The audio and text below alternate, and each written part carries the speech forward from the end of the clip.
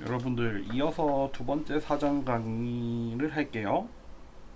역시 그 첫 주차 사전 강의고, 그 머신러닝에 대한 개론을 계속 이어서 하는 그런 부분이 될 것 같아요. 그래서 뭐 지난 시간에는 뭐 머신러닝을 분류하는 여러 가지 방법들까지 하고 끝났고, 이제 오늘은 뭐 몇 가지 머신러닝과 뭐 머신러닝을 학습하는데 필요한 데이터들 사이에 어떤 관계들이 있고, 뭐 그런 것들을 조금 설명을 하고, 그리고 이제 주어진 데이터를 가지고 얘를 학습을 하고 평가를 하고 할 때 이제 어떤 식으로 그거를 진행을 하는지, 이제 교차 검증이라는 그런 개념이 나오는데, 그거에 대해서 조금 설명을 드릴게요.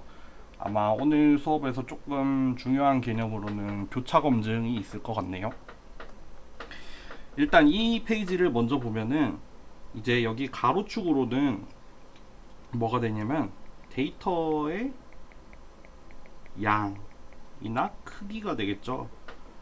그리고 여기 세로축으로는 우리 나중에 보겠지만 뭐 클래시피케이션 같은 경우에는 accuracy라는 걸 정의를 할 수 있거든요.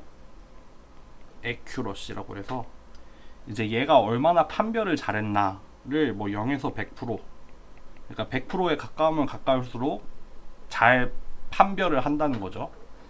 그렇게 그래프를 그렸을 때 일단 이렇게 우상향하는 결과가 나왔죠.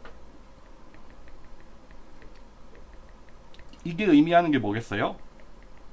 그러니까 학습하는 데이터가 많으면 성능도 자연스럽게 당연히 올라가겠죠. 그렇죠. 아무래도 더 많은 데이터를 가지고 학습을 했을 때 더 작동을 잘 할 거라는 거는 우리가 그냥 기본적으로 생각을 할 수 있는 그런 개념이잖아요. 근데 그런 게 심지어는 예를 들면은 여기에 나타낸 것들이 뭐냐면은 이제 여러 가지 머신러닝 방법을 가지고 비교를 해본 거예요. 그러니까 예를 들어서 이렇게 놓고 봤을 때는, 그러면 같은 양의 데이터를 가지고 학습을 시켰을 때 4개의 서로 다른 방법들이 어느 정도의 액큐러시를 나타내는지를 보여주는 거잖아요. 그쵸? 그러면 가로 방향에서 같은 위치에 있을 때 4개를 이렇게 비교를 할 수가 있겠죠. 그런데 우리가 보면은 지금 여기 이 부분에서 이 부분으로 올 때 이렇게 증가를 하잖아요. 액큐러시가 증가를 하죠. 그러니까 데이터의 증가가 가져오는 액큐러시의 상승, 그쵸? 더 많은 데이터를 사용함으로써 얻을 수 있는 그런 정확도의 증가량이 있을 거고, 여기 안에서 이제 아까 얘기했듯이 같은 그 가로에서 같은 위치에 있을 때 이제 서로 다른 4개의 그래프 사이에서 요렇게 증가를 하잖아요. 그러니까 요런 편차를 보이잖아요. 요런 편차는 뭐냐면은 이제 서로 다른 방법을 사용해서 얻어지는 이제 성능의 개선이라는 말이죠. 근데 그러면은 데이터를 더 많이 가져와서 액큐러시를 증가시키는 거랑 이제 더 나은 머신러닝 방법을 써서 얻어지는 액큐러시의 증가랑, 사실 이 그래프를 놓고 보면은 요게 더 크다는 거죠. 데이터를 늘리는 게 훨씬 더 효과적이다 이거죠. 그쵸? 그러니까 우리가 여기서 얻을 수 있는 결론이 뭐냐면, 우리가 할 수만 있다면 데이터를 더 많이 모으는 게 굉장히 좋은 역할을 한다 이거죠. 데이터를 더 많이 모을 수만 있으면, 그래서 그걸 가지고 학습을 시킬 수만 있으면, 우리가 막 여러 가지 머신러닝 방법을 다 써보고 그거 중에 제일 나은 거를 선택을 하는 것보다 가능하다면 데이터를 더 많이 모으면 더 좋다는 거죠. 그쵸? 일단 첫 번째로 시사하는 바는 그거예요. 근데 문제는 여러분들, 결국에는 데이터를 모으기가 어렵다는 거예요. 여기 지금 가로축을 보면 아시겠지만 로그 스케일이에요. 그러니까 일정한 단위로 증가하는 게 아니라 지수적으로 증가하는 그 스케일이에요. 그러니까 요 각 단위마다 지금 10배씩 증가를 하잖아요. 지금 이렇게 옆으로 한 칸 옮길 때 똑같은 단위로 하나, 둘, 셋, 넷, 다섯이 아니라 하나, 열, 백, 천, 만 이렇게 증가하는 거예요. 그러니까 이 정도의 성능 개선을 얻으려면 이 정도 규모로 데이터를 많이 모아야 돼요. 데이터를 모은다는 게 여러분들 쉬운 일이 아니에요. 사실 우리가 이 수업에서는 우리가 직접 데이터를 모으는 일은 없겠지만 주로 이제 뭐 주어진 데이터를 사용을 하거나 아니면 그냥 가상으로 생성을 해낸 어떤 랜덤 샘플을 가지고만 적용을 하겠지만 실제 문제를 해결을 할 때는 데이터가 필요해요. 우리가 원하는 문제를 해결하기 위해서 우리가 원하는 데이터도 수집을 해야 되거든요. 근데 그게 쉬운 일이 아니라는 거죠. 그러니까 대부분의 데이터셋은 사실 이렇게 극한으로 데이터를 많이 모아서 애큐러시를 최대한 증가시키고 싶겠지만 돈도 문제고 시간도 문제고 방법도 문제예요. 그렇기 때문에 대체로는 소규모나 중규모죠. 그러면 이렇게 제한된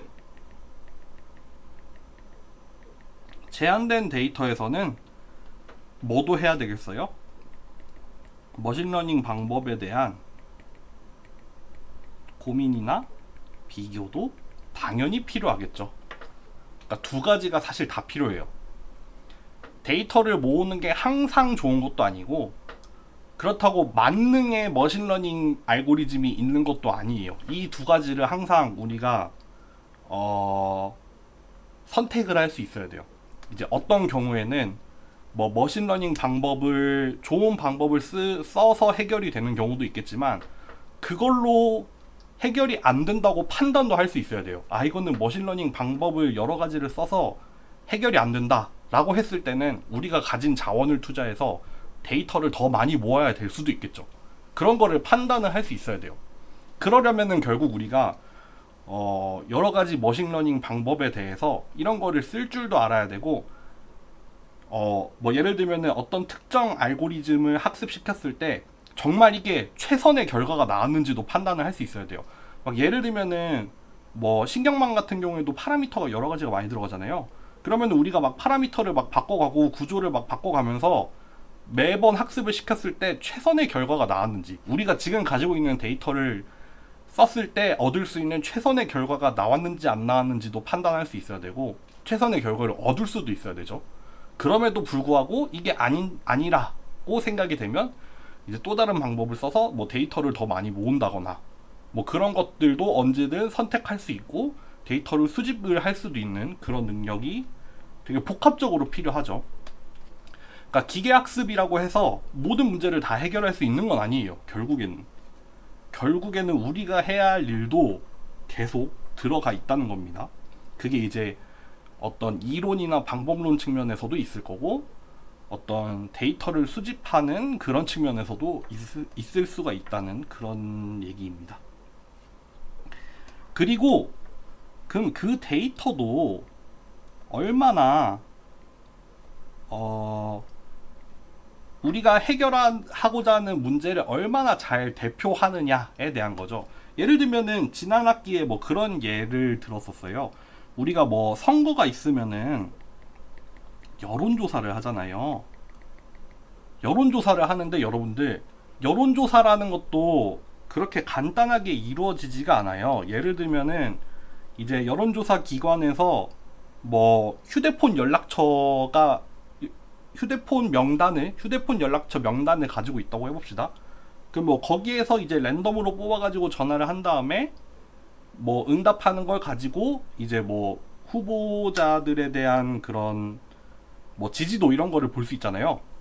그게 그렇게 단순하지가 않아요. 왜냐하면은 보세요. 여론조사 기관에서 가지고 있는 휴대전화 번호 목록이라고 했어요. 그러면은 유권자 전체가 과연 휴대전화를 소유한 집단으로 대표가 될까요? 유권자 중에 휴대폰을 안 가지고 있는 사람도 많잖아요. 뿐만 아니라 휴대폰을 가지고 있어도 이제 여론조사를 하는 시간대도 중요할 거예요. 만약에 일과 시간에 휴대폰으로 전화했을 때 응답하는 사람과 응답하지 못하는 사람도 나뉘어요. 뭐 주로 막 경제 활동을 뭐 낮에 일을 하는 사람들, 이 많은 뭐 나이대 같은 경우에는 여론조사 시간에 휴대폰 응답을 못 하겠죠. 그러니까 결국 그런 것들이 우리가 실제로 조사하고 싶은 이 집단은 유권자의 집단인데, 과연 우리가 여론조사를 할 때 그 유권자 전체의 집단을 잘 대표하도록 여론조사를 실시를 해야겠죠. 그러니까 단순히 휴대폰만 가지고 해야 될 것도 아니고 집전화로도 해야 될 거고, 또 집전화를 받는 집단, 휴대전화를 받는 집단, 이런 사이의 비율도 문제일 거고, 뭐 실제로 뭐 만나서 조사를 할 수도 있을 거고, 뭐 홈페이지로 여론조사를 할 수도 있고, 여러 가지 방법이 있잖아요. 그것들을 어떻게 가져갈지가 되게 중요하겠죠. 어떤 식으로 이 비중을 설계를 하고, 여론조사 방법을 어떻게 하고, 뭐 시간대를 언제를 하고, 이런 것들을 잘 해야 우리가 실제 원하는 이 유권자 전체의 집단을 잘 모사하는, 잘 대표하는 그런 샘플들이 얻어질 수 있냐라는 거죠. 그러니까 우리가 단순히 데이터만 많으면 학습이 잘 될 거고 성능도 좋을 거야 라고 생각을 하는 게 아니라, 데이터 자체도 고민을 해야 된다는 거죠. 잘 고민을 해서 우리가 해결하고자 하는 문제에 적합하게 데이터가 수집이 돼야 된다는 말이죠. 여기 뭐 좀 비슷한 설명이 나와 있으니까, 모집단을 잘 대표하도록 학습 데이터셋을 사용을 해야 된다.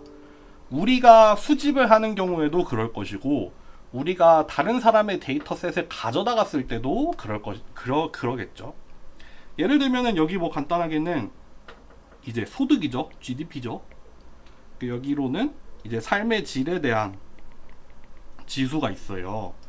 이것도 뭐 기본적으로는 이렇게 우상향하는 양의 상관관계를 가지고 있을 거라고 우리가 기대를 하겠지만, 예를 들어서 여기 빨간색으로 표시를 한 요런 일부 샘플들이 만약에 누락이 됐다고 해봅시다. 그러면은 여기 있는 이 파란색들만 가지고 만약에 회기를 적용을 했을 때 얻어지는 이제 결과, 이제 회기에 대한 결과가 이렇게 얻어져요. 이거는 제법 큰 양의 상관관계를 가지고 있죠.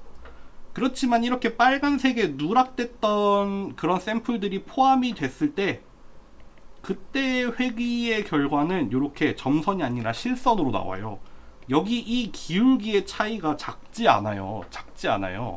지금 소득, 가로축, 소득이랑 세로축, 삶의 질 사이에 그 상관관계의 정도는 결국 기울기의 형태로 나타날 텐데, 지금 이 누락된 샘플이 포함되느냐 포함되지 않느냐에 따라서 그 결과가 굉장히 극적으로 달라지는 효과가 나타난 예예요. 이거는 그러니까 결국 뭘 얘기하는 거겠어요? 그 대표성에 대한 얘기를 계속 하고 있는 거예요. 그리고 데이터셋의 크기 자체도, 만약에 데이터셋이 너무 작다면, 예를 들어서 여기 파란색이 있고 요렇게 지금 상관관계가 있다고 했지만 어느 정도 항상 노이즈 내지는 뭐 어떤 약간 그런 무작위성이 들어가잖아요. 아주 퍼펙트하게 딱 뭐 선형으로 나타나는 그런 결과는 없을 거란 말이에요. 근데 그 중에서 아주 데이터셋이 아주 일부만 있다고 해봐봐요. 그럼 그랬을 때의 회귀 모델은 또 전혀 달라지겠죠. 뿐만 아니라 노이즈의 영향이 굉장히 크게 나타나겠죠. 그러니까 결국 어떤 경향성, 그러니까 우리가 실제 알고 싶은,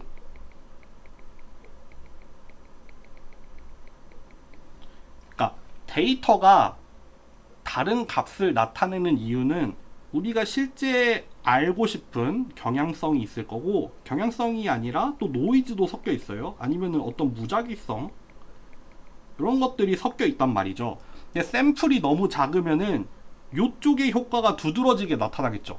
전체적인 경향을 보려면 데이터의 개수가 많으면 많을수록 그러하겠죠. 그런 경향성이 더 뚜렷하게 나타나겠죠. 우리가 뭐가 노이즈고 뭐가 경향성인지를 판단을 할 수 있을 정도로 데이터가 많아야겠죠. 뭐 뿐만 아니라 아까도 얘기했듯이 샘플링, 데이터를 수집하는 방법이 잘못된다면 바이어스라고 하죠. 바이어스 한국말로 뭐죠? 그 약간 어긋나 있는 그거를 말하잖아요. 뭐 바이어스가 생길 수도 있고 뭐 그런 문제가 있을 수 있다는 겁니다. 네. 아, 그리고 오늘 또 중요하게 나오는 개념이 이제 오버피팅이 있겠네요. 결국 앞에서 얘기했던 그런 거예요. 지금 경향성과 무작위성, 요거 둘이 서로 대립을 하는 건데 우리가 알고 싶은 건 뭐다? 얘죠. 그러니까 경향성을 얻는다는 건 결국 어떤 일반화에 대한 얘기예요. 좀 요런 무작위성에 대해서는 요거를 적당히 좀 상쇄를 시키고 좀 일반적으로 나타나는 어떤 경향에 대해서 서술하고 싶은 게 결국 머신러닝이잖아요. 그런데 우리가 예를 들어서 다항식에 회귀를 적용을 한다고 합시다. 그리고 여기 파란색의 점들이 우리가 주어진 샘플이에요. 결국 가로축으로는 입력이 될 거고 여기 세로축으로는 출력이 된 그런 값들이고, 여기 예를 들면 하나, 둘, 셋, 넷, 다, 일곱, 여덟, 아홉, 10개 지금 데이터가 있어요. 10개의 샘플들이 있어요. 그리고 우리가 말했듯이 다항식을 적용을 할 건데 다항식에는 차수라는 개념이 있어요. 차수. 예를 들어서 이 주어진 파란색 점들에 대해서 회귀를 적용을 하는데 우리의 이 회귀 모델이 0차다. 0차 폴리노미얼, 0차 다항식이면은 그냥 컨스턴트죠. 일정한 값이죠. 기울기도 없는 그냥 일정한 값을 나타내는 게 0차죠. 그런 경우에는 이렇게 빨간색으로 얻어져요. 이 파란색 점들의 경향성을 0차로 회귀를 적용을 했을 때는 아마 평균값이 나오겠죠. 평균값으로 일정한 결과가 나올 거고 나머지를 전부 다 어떤 노이즈로 간주를 하는 거죠. 그쵸? 마찬가지로 1차 회귀 모델을 적용했을 때는 이렇게 아래로 내려가는 그런 그래프가 나왔어요. 그리고 3차를 적용을 했을 때는 이렇게 어느 정도 이제 그 앞에서 적용했던 모델들보다는 조금 더 샘플의 경향성을 좀 더 잘 따라가는 형태가 됐죠. 근데 차수를 무지막지하게 올렸어요. 우리가 지금 샘플의 개수가 아까 10개였나요? 샘플의 개수가 10개니까 우리는 만약에 뭐 9차, 10차 다항식을 하면은 모든 샘플을 완벽하게 지나가는 폴리노미얼을 사실 구할 수 있잖아요. 우리 옛날에 뭐 연립방정식 이런 거 배울 때 뭐 모르는 변수의 개수와 뭐 그런 거 있지 않나요? 아, 그 뭐 잘 기억이 안 나네. 어쨌든 아주 정확한 모델을 구할 수 있어요. 지금 같은 경우에 9차로 회귀를 적용을 함으로써 여기 파란색으로 나타낸 모든 점들을 완벽하게 지나가는 어떤 오차나 어떤 노이즈도 허용하지 않는 완벽하게 모든 샘플을 완벽하게 지나가는 그런 피팅을 할 수 있는데, 그런 경우에는 엄청나게 꾸불꾸불한 형태의 결과가 얻어졌잖아요. 이거는 뭐의 결과겠어요? 무작위성을 너무 뭐랄까요? 무작위성까지도 너무 다 포함을 해서 얻어진 회귀 결과겠죠. 그러니까 어떻게 보면은 무작위성을 허용하지 않는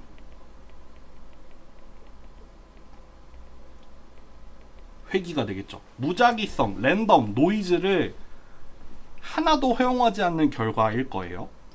반대로 그러면 얘 같은 경우에는 이제 너무 많이 허용을 한 거죠.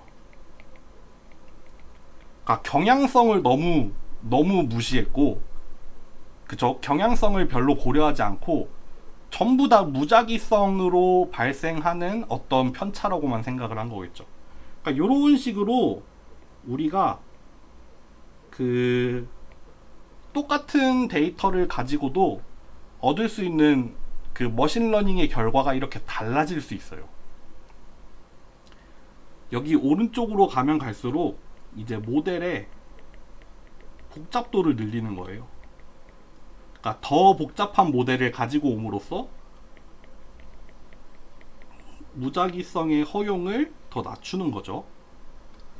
반대로 여기 왼쪽으로 오면 올수록 간단한 모델이죠. 대신에 허용하는 무작위성도 높죠. 그쵸? 그러니까 결국 우리는 이렇게 여러 가지 경우들 중에서 가장 적합한 모델을 선택을 할 수도 있을 거예요. 예를 들면은 우리가 좀 생각하기로는 요 정도의 결과가 좀 우리가 생각하기에 좀 우리의 뭐랄까요, 우리가 직관적으로 받아들이기에 가장 적합한 모델일 거라고 생각이 들잖아요. 어느 정도 데이터의 경향성을 따라가면서도 그 데이터 안에 존재하는 그 무작위성도 고려가 되어 있는 그런 결과가 되겠죠. 그래서 요런 점을 기준으로 해서, 여기를 기준으로 해서 여기 왼쪽 같은 경우를 뭐라고 하냐면은 언더피팅이라고 해요. 미적합이라고 하죠. 아직 너무 단순하다는 거예요. 주어진 데이터를 충분히 표현하지 못하고 너무 단순한 모델이라는 뜻의 언더피팅이고, 여기 이 오른쪽으로 가면 갈수록 오버피팅이라고 해요. 과적합이라고 하죠. 주어진 데이터를 너무 잘 따라가려고 기압이 들어가 있는 거죠. 그러다 보니까 모델이 너무너무 복잡해졌고, 주어진 데이터가 너무 완벽하다고 생각을 해서 노이즈를 전혀 허용하지 않는 그런 결과가 나타났죠. 그런 거를 오버피팅이라고 합니다. 한번 다시 읽어볼게요. 이제 과적합, 오버피팅, 오른쪽으로 간 경우에는 이제 학습한 데이터에 대해서는 좋은 성능을 보일 거예요. 그쵸? 왜냐면은 주어진 데이터를 퍼펙트하게 따라갔잖아요. 그렇지만 처음 보는 데이터에 대해서는 일반화하지 못해요. 경향성을 잘 따라가지 못했잖아요. 너무 과하게 따라가다 보니까 여기 이 주어진 이런 파란색 점들에 대해서는 어떠한 오차도 허용하지 않고 완벽하게 따라가는 모습을 보였지만, 만약에 이런 부분에 새로운 샘플이 들어오면은 예측값이 우리의 기대랑 너무 달라질 거란 말이에요. 일반화가 잘 안 된 거죠. 너무 과하게 복잡하게 모델을 만들었기 때문에. 그쵸? 여기 나오죠. 모델이 너무 복잡할 때, 그런 경우를 오버피팅이라고 합니다. 여기 요 말도 꽤 중요합니다. 모델이, 그러니까 데이터의 경향성을 따라가는 게 아니라 그 데이터 자체를 기억을 하는, 그 데이터의 모습을 완벽하다고 기억을 하는 그런 양상을 보이겠죠. 그쵸. 반대로 미적합 같은 경우에는, 미적합은 사실 볼 일이 그렇게 많진 않아요. 근데 모델이 너무 단순하다는 거죠. 그래서 뭐 주어진 데이터에 대해서도 일단 너무 큰 오차를 허용을 하고 있고, 요거 같은 경우에는 좀 해결하기가 쉽다, 뭐 그런 얘기가 있습니다. 넘어갈게요. 그래서 우리 나중에 요런 거를 좀 볼 거예요. 오버피팅을 해결하는 방법이 있는데, 오버피팅을 해결하는 방법으로는 뭐 더 많은 데이터를 수집을 해라, 뭐 단순한 모델을 사용을 해라, 뭐 그런 것도 있지만 정규화라는 게 있어요. 정규화. 우리 이거 실제로 배울 건데, 정규화라고 하면 뭐냐면 이제 모델의 복잡도에 대해서 페널티를 주는 거예요. 그래서 우리가 결국 나중에 보면은 어떤 주어진 모델과 주어진 코스트에 대해서 최적화를 수행을 하는데, 그 코스트 안에다가 모델의 복잡도에 대한 페널티를 같이 넣어 가지고 모델이 너무 과도하게 복잡해지지 않도록 방지를 하는 어떤 장치가 되는 거예요. 그거를 정규화, 영어로는 레귤러리제이션이라고 하거든요.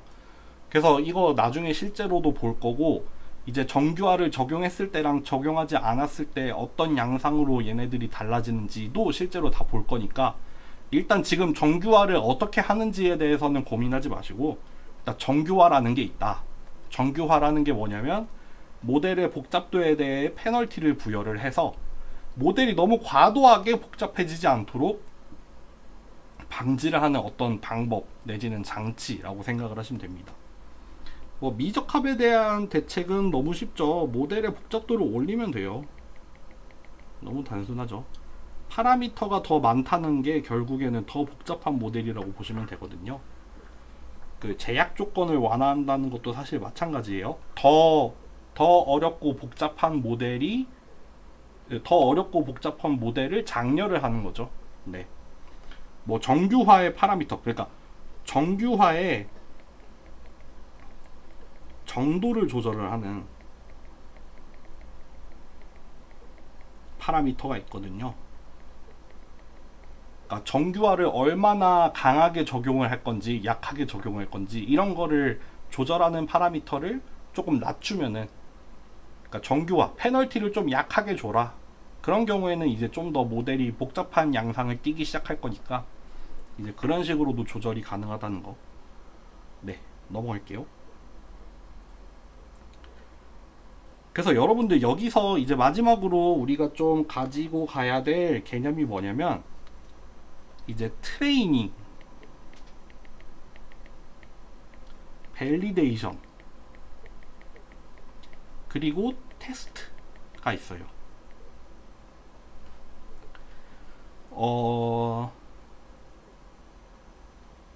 요 그림을 보고 설명을 드릴게요. 우리가 예를 들어서 주어진 데이터가 이만큼 있다고 해요. 이게 우리가 가지고 있는 데이터예요. 그럼 우리가 가지고 있는 데이터를 그냥 통째로 다 넣어가지고 학습을 시키는 게 아니라 요거를 좀 전략적으로 나눠가지고 얘네들 써요. 예를 들면은 뭐라고 표현을 하면 좋을까요? 이렇게 표현을 해볼게요. 우리가 밸리데이션이라고 하면은, 밸리데이션 여기서 뭐라고 했냐면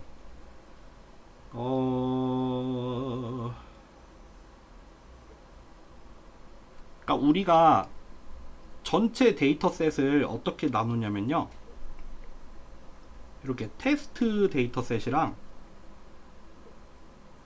이렇게 학습용 데이터셋을 나눠요. 그런 다음에 학습용 데이터셋을 예를 들어서 5개로 쪼개는 거예요. 테스트 데이터셋은 그대로 냅둬요. 요거를 5개로 쪼개서 4개로 쪼개 볼게요. 그래서 1번, 2번, 3번, 4번으로 쪼개 볼게요. 그런 다음에 뭘 하냐면은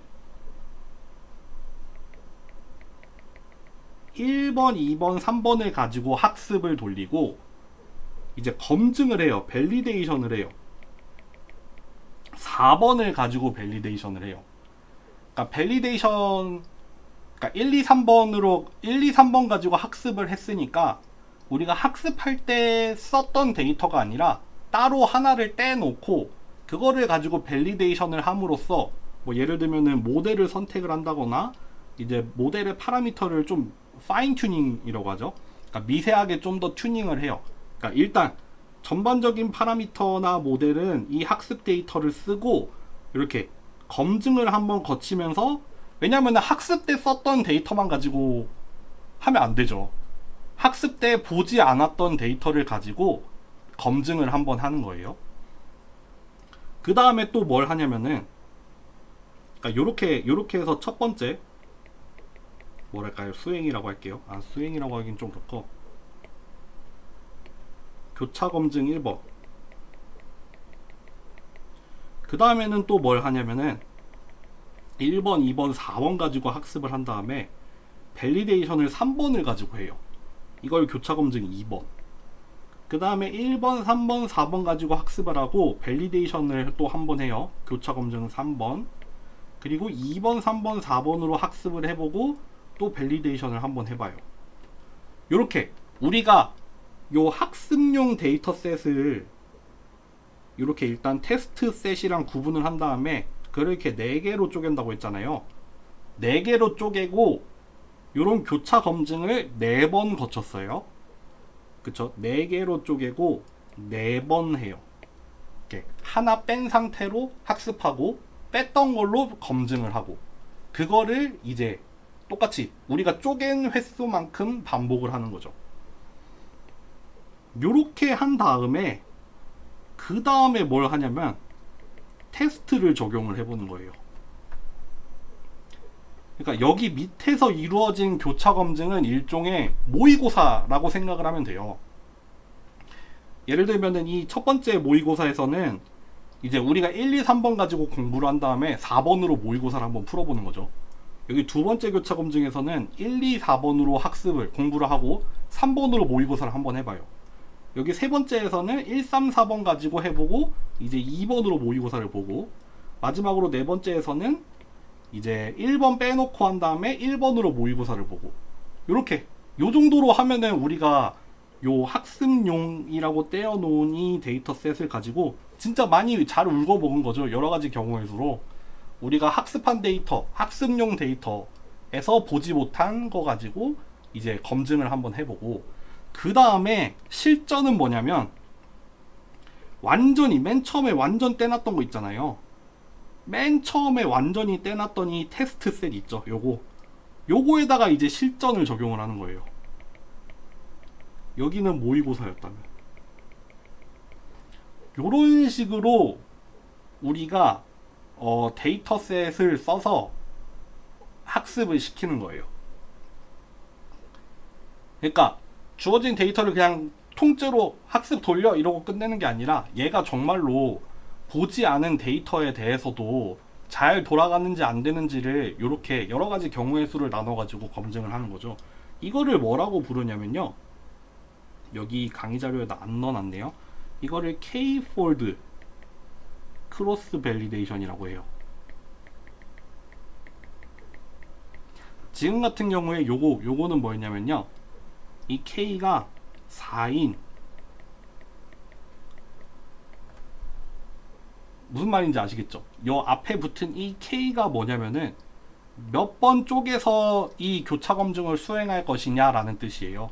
우리가 여기 앞에서 제가 예로 들었던 거는 이제 4폴드 4폴드라고 해야 되나? 어쨌든 그 학습용 데이터를 4개로 쪼갠 다음에 교차 검증을 4번 했잖아요.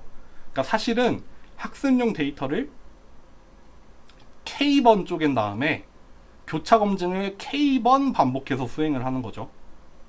그게 이제 K-폴드 크로스 밸리데이션이라고 해요. K개만큼 나눈다는 뜻이기 때문에 K-폴드라고 하겠죠.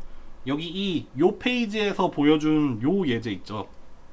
요 같은 경우엔 뭐겠어요? 10폴드예요. 10폴드 크로스 밸리데이션의 예를 보여주는 거예요. 10개로 나눠 놓고 이제 하나 빼고 학습하고 뺐던 걸로 검증하는 거를 10번 반복을 하잖아요. 그러니까 이제 10폴드 크로스 밸리데이션이 되고, 요거 다 한 다음에 마지막 실전으로 여기 맨 처음에 완전 떼놨던 요 테스트를 가지고 적용을 한다 이거예요. 그러니까 결국 이런 식으로 이렇게 트레이닝이랑 밸리데이션이라는 걸 통해서 이제 모델을 학습을 하고 튜닝을 한 다음에 이제 테스트라는 걸로 마지막 최종 검증을 한다. 그러니까 여기에도 나오죠. 테스트라는 거는 결국 뭐냐면은 제일 마지막에 하는 거예요. 실무에 들어가기 직전에 모델의 성능을 평가하는 거예요. 그래서 뭐 요거는 우리가 정하기 나름인데 뭐 보통 전체 데이터셋의 20% 정도를 떼놓고 이제 나머지 80%를 가지고 그 K-폴드 크로스 밸리데이션을 진행을 하는 거죠. 그래서 뭐 밸리데이션을 할 때는 아까도 말했듯이 모델을 선택을 하거나 파인 튜닝도 할 거고, 네, 요거 약 20%라고 했는데 이거 같은 경우에는 5폴드가 되겠죠. 뭐 20%할 수도 있고 10%할 수도 있고 뭐 여러분들 마음이에요. 네. 그런 식으로 진행을 한다. 그래서 이런 식으로 교차 검증을 통해서 이 주어진 데이터셋에서 모의고사도 풀어보고 실전으로도 해보고 그 다음에 충분히 검증을 이룬 후에 이제 실전에 나간다 라고 생각을 하시면 됩니다. 네. 요거는 조금 어려운 얘기인데 결국에는 뭐냐면 아까도 얘기했지만 우리 오늘 좀 나왔던 중요한 개념이 뭐냐면 오버피팅 내지는 언더피팅이라는 개념이 있고, 여기에서 제가 좀 표현하려고 했던 게 어떤 경향성과 무작위성이 있잖아요. 얘네들을 서로 균형을 맞춰야 되잖아요. 너무 경향성에만 치중을 해도 안 되고 너무 무작위성에만 치중을 해도 안 되고, 여기 중간에 적절한 위치에서 우리가 모델을 선정을 해야 된다는 거잖아요. 뭐 그런 얘기라고 생각을 하시면 돼요. 네.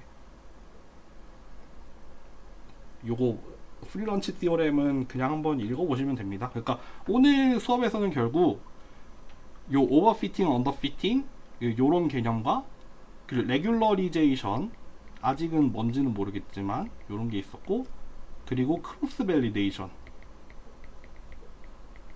요런 개념들을 좀 잘 기억을 하시면 될 것 같습니다.